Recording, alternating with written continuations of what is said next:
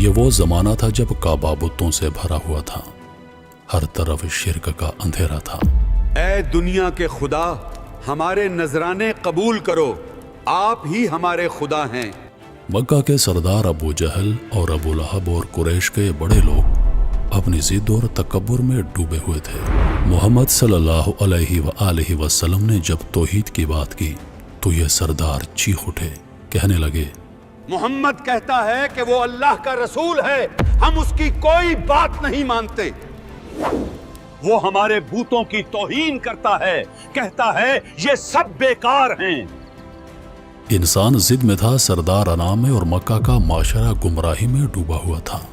लेकिन उन सब के दरमियान एक और मखलूक थी जो ना कुरैश के जिद में थी, ना सरदारों की अना में, वो सिर्फ सच की तलाश में थी। वो थी जिन्नात की जमात। जब कुरान की आवाज़ गूंजी तो वहीं से उनकी तलाश खत्म हुई और हिदायत का दरवाज़ा खुल गया।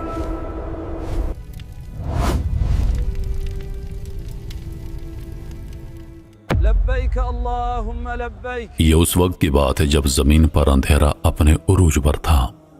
अंधेरा सिर्फ रात का नहीं था, अंधेरा लोगों के दिलों में था। काबा के सहन में सजदे तो थे मगर अल्लाह के लिए नहीं। चेहरे झुके हुए थे मगर दिल बुतों की जंजीर में बंधे हुए। वो अपने हाथों से बुत बनाते और फिर उन्हीं से फरियाद करते। ये बुत ही हमें रिज्क देते हैं, यही हमारी हर जरूरत को पूरा करते हैं। हमें बेटे भी यही बुत देते हैं, यही हमारे खुदा हैं। लोग भूख से बिलक रहे थे, जुल्म हद से बढ़ चुका था। औरतें अपने बच्चों को भूख से रोता देखकर आंखें बंद कर लेती और मर्द अपने बेइख्तियार खुदाओं से चीख चीख कर कहते, रहम करो ऐ खुदाए मन्नात, हम पर रहम करो। वक्त नीचे गुजर रहा था मगर आसमान खामोश था। इंसान ने अल्लाह को छोड़ दिया था। वो मिट्टी से तराशे हुए पत्थरों को अपना खुदा समझ बैठा था। किसी के सामने सोने की जंजीर रखी जाती, किसी के सामने आटे का थैला, किसी के सामने दूध की मश्क, और कोई बुत के चरणों में सोचे समझे बगैर अपनी बेटी कुर्बान कर देता, महज इस उम्मीद पर कि शायद ये खुश हो जाए। ऐ दुनिया के खुदा, हमारे नजराने कबूल करो, आप ही हमारे खुदा हैं। क्या इंसान इतनी पस्ती तक गिर सकता है? दुनिया के सबसे मुक़द्दस घर के आसपास सबसे गंदी इबादतें होने लगी। अफराद की तजलील, गरीबों की खरीदो फरोख्त और सबसे बड़ा शिर्क। इंसान ने इंसान को अपना खुदा बना लिया था। जब जुल्म हद से बढ़ जाता है तो अल्लाह का निज़ाम हरकत में आता है। एक दिन उसी सरजमीन मक्का में रोशनी उतरी, आसमानों से एक आवाज लगी, इक़रा। जमीन लरज उठी, फरिश्ते हैरान और आसमान पर रोशनी के पर्दे खुल गए। मोहम्मद अरबी सल्लल्लाहु अलैहि वसल्लम को नबूवत अता हुई। रोशनी का पहला कतरा तारीकी में गिर चुका था। रसूल अल्लाह ने आवाज बुलंद की, एक ऐसी आवाज जिसने पत्थर दिल कुरैश को दहला दिया। ला इलाहा इल्लल्लाह कहो, निजात पालो। मगर लोग चीख उठे, हमारे बुतों को बुरा कहा, हमारी रिवायतों को चैलेंज किया, हमारा निजाम तलवार से भी मजबूत है। उनकी आंखों में सवाल नहीं था, सिर्फ तकब्बुर था। ये कैसा नौजवान है जो हमारे खुदाओं के सामने सवाल उठा रहा है? क्या तू नहीं जानता, ये हमारे मुहाफिज हैं। एक रात मक्का की तंग गलियों से निकलकर अल्लाह के रसूल और चंद साहबा मक्का से बाहर सफर पर निकले। मकसद था कबीला आकाश तक पहुंचना। रात ठंडी थी, हवा में अजीब सी खामोशी थी। दुनिया सो रही थी लेकिन तकदीर बेदार हो चुकी थी। एक सहाबी, या रसूल अल्लाह, क्या आप देख रहे हैं चांद आज कुछ ज्यादा रोशन है। चांद तो खुद रसूलुल्लाह के चेहरे से रोशनी ले रहा है। चांदनी रेत पर फैल रही थी और रेत पर चलने वालों के कदम तारीख लिख रहे थे। उन्हें मालूम न था कि इस रात उन्हें कौन सुन रहा है। या हदीर अल जिन उदुकुम। उसी रात रेत के एक तवील सहरा में वो मखलूक भी भटक रही थी जिसे हम देख नहीं सकते, जिन्नात। हम समझते हैं कि सिर्फ इंसान ही भटकते हैं, लेकिन उस रात जिन्नात भी सच की तलाश में थे। وہ بھٹکے ہوئے تھے اور وہ تلاش میں تھے کہ زمین پر ایسا کیا غیر معمولی واقعہ ہو رہا ہے کہ جس کی وجہ سے آسمانوں کے دروازے بند کر دیے گئے ہیں۔ آسمانوں پر پہرے سخت تھے، جو جن فرشتوں کی گفتگو چرانے جاتا آگ کے شعلوں سے جلا کر پھینک دیا جاتا۔ ہم آسمان سے خبر سنتے تھے، اب کیوں نہیں سن پا رہے؟ کیا زمین پر کوئی نئی چیز نازل ہو رہی ہے؟ پہلے ان کے لیے آسمان کھلا تھا، وہ اوپر جاتے، فرشتوں کی باتیں سنتے اور زمین پر واپس آ کر جادوگروں، کہانوں اور نجومیوں کو خبریں دیتے، مگر اب ان کے ہر راستے پر آگ کے محافظ کھڑے تھے۔ آسمان پر ایک نیا قانون نافذ ہو چکا تھا، وحی کا آغاز ہو چکا تھا، اور جب وحی نازل ہونا شروع ہوتی ہے تو آسمان کے دروازے بند ہو جاتے ہیں اور آسمانی رازوں کی حفاظت بڑھ جاتی ہے۔ جنات جمع ہوئے، ایک نے کہا زمین پر ضرور کوئی عظیم واقعہ ہو رہا ہے، ایسا واقعہ جس نے ہماری دنیا بدل دی ہے۔ دوسرے نے کہا ہمیں جاننا ہوگا، ہمیں تلاش کرنی ہوگی کہ وہ کون ہے جس کی وجہ سے آسمانوں کے دروازے بند ہو گئے۔ تیسرے نے کہا چلو بکھر جاؤ، زمین کے ہر کونے میں چلے جاؤ، اور جنات کا قافلہ زمین میں پھیل گیا۔ وہ انسانوں کو نظر نہیں آتے تھے لیکن انسانوں کے قریب تھے، دیکھ رہے تھے، سنتے رہے، جیسے کوئی غیر محسوس سانسوں میں چھپا ہو۔ رات گزرتی گئی، سفر جاری رہا، اور فجر سے کچھ پہلے اللہ نے وہ لمحہ لکھ دیا جس نے جنات اور انسان دونوں کی تاریخ بدلنی تھی۔ رسول اللہ نے قیام کیا، ریت نرم تھی، ہوا خنکی تھی، صحابہ صف میں کھڑے ہو گئے۔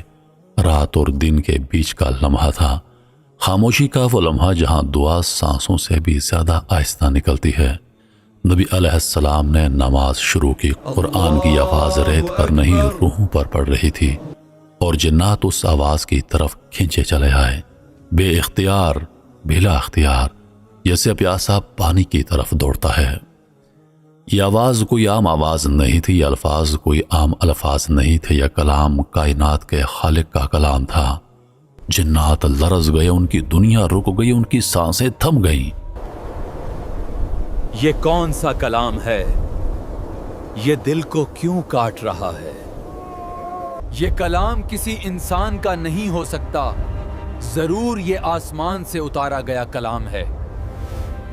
جنات کی تاریخ میں پہلی مرتبہ وہ بے بس تھے، وہ سمجھ نہیں پا رہے تھے کہ آخر وہ کون سی طاقت ہے جو انہیں روک رہی ہے، وہ کون سا راز ہے جو آسمان محفوظ کر رہا ہے، اور سب سے بڑھ کر وہ کون ہے جس کی آمد سے پہلے آسمان کی چھت پر اتنی سخت پہرہ داری لگا دی گئی ہے۔ آخر کون سا نور زمین پر اترنے والا ہے جس سے شیطان اور جنات کی دنیا لرز گئی ہے؟ یہ کیسی آواز ہے؟ یہ آسمان جیسی کیوں لگتی ہے؟ وہ قریب آئے، نیچے دیکھا، ایک انسان، ایک پاک وجود مٹی پر خالق کے سامنے سجدہ ریز تھا، اور اس کی زبان سے کلام اتر رہا تھا، وہ کلام جو پہلی بار زمین پر پڑھا جا رہا تھا، جو آسمانوں سے اترا تھا اور جس نے جنات کے دلوں کو لرزا دیا تھا۔ یہ وہ کلام نہیں جو انسان بولتے ہیں، یہ کلام آسمانوں کا لگتا ہے۔ اسی رات جنات کو جواب مل گیا کہ آسمان کیوں بند ہوا تھا، آگ کا پہرا کیوں لگایا گیا تھا، ستارے کیوں جلنے لگے تھے، کیونکہ محمد صلی اللہ علیہ وآلہ وسلم پر وحی اتر چکی تھی۔ جنات کے قدم جمی ہوئی ریت پر جیسے پتھر بن گئے تھے، ان کے وجود سے ساکت سانسیں جیسے کسی نے چھین لی ہوں۔ صحرا کے گہرے اندھیرے میں وہ نورانی الفاظ بہہ رہے تھے جو پتھروں کو نرم کر دیتے ہیں، دلوں کی زنجیروں کو توڑ دیتے ہیں، اور جنات کی تاریخ ہمیشہ کے لیے بدل دینے والے تھے۔ وہ جن جو ہزاروں سال تک آسمان سے راز چرا کر لاتے، پہلی بار زمین پر ایک ایسی چیز سن رہے تھے جو رازی نہیں، حقیقت تھی، نور تھی، روشنی تھی، پاکیزگی تھی، اور وہ سب کچھ جو انہوں نے کبھی محسوس ہی نہیں کیا تھا۔ یہ الفاظ ہمارے اندر کچھ توڑ رہے ہیں، جیسے سینے میں تالا کھل رہا ہو۔ قرآن کی ایک ایک آیت جنات کے دلوں میں داخل ہوتی گئی، وہ پیچھے ہٹنا چاہتے تھے مگر ان کے قدم جیسے زمین نے پکڑ لیے ہوں۔ ہم نے ایسا کلام کبھی نہیں سنا، نہ آسمان پر اور نہ زمین پر۔ یہ آواز نہیں، یہ روشنی ہے۔ آخرکار وہ لمحہ آیا جب قرآن کی تلاوت ختم ہوئی اور خاموشی نے پوری وادی کو ڈھانپ لیا۔ خاموشی لیکن ایسی جس میں سکون تھا، اور ہلچل بھی، نور تھا اور لرزش بھی۔ جنات اب سمجھ چکے تھے کہ ان کے سوال کا جواب مل چکا ہے۔ آسمان اس لیے بند تھا کیونکہ محمد صلی اللہ علیہ وآلہ وسلم زمین پر آ چکے تھے۔ چلو جلدی لوٹ چلو، ہمیں اپنی قوم کو بتانا ہے کہ زمین پر کیا اتر چکا ہے۔ وہ فوراً اپنی پوری قوم کی طرف روانہ ہوئے۔ ریت پر تیز رفتار دوڑ، ہواؤں کی سرسراہٹ اور قدموں کے گرد کے بگولے، ان کے دلوں میں وہی جملہ دھڑک رہا تھا، ہم نے ایک عجیب قرآن سنا ہے۔ تم لوگ آسمان کے دروازے بند ہونے کا سبب جاننا چاہتے تھے، ہم کو پتہ چل گیا۔ عرب کے قریش قبیلے میں رسول آ چکے ہیں، ان کا نام محمد ہے، وہ سچے رسول ہیں۔ وہ جن جو کبھی تکبر کی پہاڑیوں پر کھڑے تھے، آج قرآن کے سامنے جھک چکے تھے۔ جن کی زندگی کا مرکز صرف طاقت تھی، آج ان کے وجود کی بنیاد بدل چکی تھی۔ یہ قرآن صرف انسانوں کے لیے نہیں، جنات کے لیے بھی اترا تھا۔ جب نبی کریم صلی اللہ علیہ وآلہ وسلم نے تلاوت مکمل فرمائی تو جنات ایک دوسرے سے کہنے لگے، خاموش رہو، غور سے سنو، یہ وہ کلام ہے جو ہم نے کبھی سنا نہ تھا۔ آپ صلی اللہ علیہ وآلہ وسلم کی تلاوت ختم ہو چکی تھی۔ جنات آپ کے قریب آ کر عرض گزار ہوئے، اے محمد، ہم نے عجیب قرآن سنا ہے جو دل میں اترتا ہے، ہم اس پر ایمان لاتے ہیں۔ ہم گواہی دیتے ہیں کہ آپ اللہ کے سچے رسول ہیں۔ نبی کریم صلی اللہ علیہ وآلہ وسلم نے ارشاد فرمایا، تم اپنے قوم کے پاس واپس جاؤ اور ان کو خبردار کرو، انہیں دعوت دو کہ وہ بھی اسی اللہ پر ایمان لائیں جو تمہارے اور میرے رب ہیں۔ پھر وہ جنات وادی نخلا سے رخصت ہو گئے اور اپنی قوم میں جا کر قرآن کی دعوت دینے لگے۔ محترم ناظرین، آج دنیا میں جتنے بھی مسلمان جنات ہیں وہ اسی واقعے کی بدولت مسلمان ہوئے تھے۔